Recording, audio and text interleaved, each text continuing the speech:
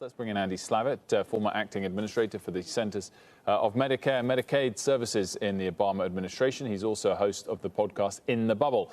Andy, thanks so much for joining us. I guess that particular setup suggested the blame might have been on the fact that baseball's allowing the games to take place outside of a bubble in the regular stadiums. But the English Premier League, the German Bundesliga restarted and finished already with that being the format, and it went successfully. So what's been the problem here with baseball? Well, the problem is that if you've got a league like the MLB, it's not just what happens on the field.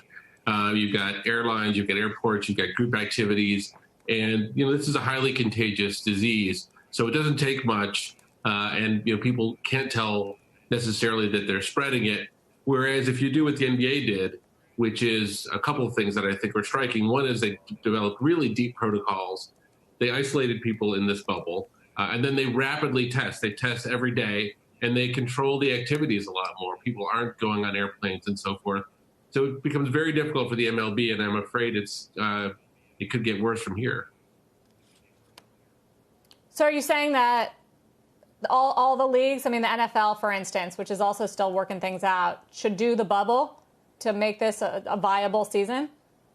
Well, look, if you want to have a viable season or a viable business, there's a few things you want to be able to do. You want to limit the spread as much as possible. You want to test as frequently as possible, and you've got to test everybody. My understanding of the MLB is that they've only been testing players frequently. You've got a whole bunch of coaches and people in the clubhouse that aren't being tested, whereas in the NBA they've tested every single person and got the cases down to zero. So this should be a lesson for all of us in our businesses that if you do open and you leave some gaps, those gaps could come back to bite you.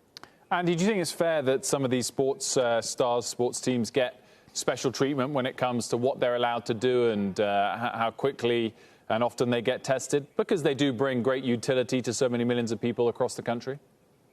Well, look, we have a testing challenge in the U.S. right now. And right now, all of the tests need to be going to the people that need them the most. Now, the MLB is doing the NBA is doing something that I think is quite helpful, in that they are testing out a brand new saliva test that they've agreed to be, in effect, the guinea pigs for. That could would be a very low-cost test that can be used through the general public. So I think when a sports league steps forward like that to use themselves to help the general public, that's good for their image, and I think it's fair. But if they were going to be using lots and lots of tests, say, in Baltimore, if the Baltimore Orioles were, say, for example, and the people in Baltimore aren't getting enough tests, I think that's not a good community look for a team. I mean, I'm trying to figure out what went wrong here and what other lessons learned there are, Andy. I mean, was the problem that the players themselves made the decision and the owners of how this was going to go, and it should have been left up to infectious disease experts? Well, the problem is that they're just behaving the way everybody else is behaving, and the rest of us aren't getting tested. This disease is spreading rapidly throughout the country. It's spreading oftentimes with people that are asymptomatic, or they may have light symptoms at first, so they don't necessarily know they have it, and they're spreading it. And the people in Major League Baseball are being probably about as careful as the rest of us are. The difference is the rest of us may be getting it and spreading it and passing it and likely don't know it. We know there, according to the CDC, there's 8 to 10 times as many people who are getting coronavirus as are being tested for it. So, if you really want to start a league, I think an NBA approach seems like a much sounder approach. You think this whole season's in jeopardy? Oh, the whole season's clearly in jeopardy. The whole season's clearly in jeopardy. The question is, when do they have the look? And it's an experiment, and they're trying. This is a difficult year, and I don't think there should be a lot of blaming going around.